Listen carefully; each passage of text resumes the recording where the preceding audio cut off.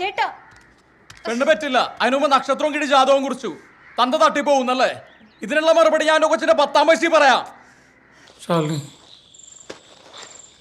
എനിക്ക് വളരെ പ്രധാനപ്പെട്ടൊരു കാര്യം പറയാനുണ്ട്. പതിവില്ലാതെ സിനിമയ്ക്കൊക്കെ കൊണ്ടുപോകാന്ന് പറഞ്ഞപ്പോഴേ എനിക്ക് തോന്നി. എന്നതാ കോള്? എൻ്റെ ദേഹത്തൊരു പോറിൽ വീഴുന്നുകൂടി എനിക്ക് സഹിക്കാൻ പറ്റത്തില്ല. നമ്മൾ ആശുപത്രിയിൽ പോയി കഴിഞ്ഞാൽ അവർ ഉറപ്പായിട്ടും നിന്നെ വയറ്റിൽ കത്തി വെക്കും. അതിന്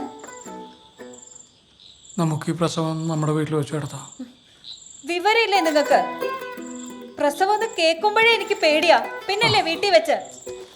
ശാലിനി, പ്രസവം ഒരു പ്രക്രിയയാണ്, അത് നടന്നോളൂ. തേങ്ങാ കൊലയാണ് പ്രക്രിയ എന്നൊക്കെ ആണുങ്ങൾക്ക് വെറുതെ അങ്ങ് പറഞ്ഞാൽ മതിയല്ലോ. സോമൻ ചേട്ടന്റെ പിടിവാശി ഇവിടെ കാണിക്കല്ലേ. ഞാൻ എൻ്റെ കൈ വെച്ച് എന്തോരം പ്രസവം എടുത്തിരിക്കുന്നു. പശുവിന്റെ പ്രസവം എടുക്കുന്ന പോലെയാണോ ഇത്?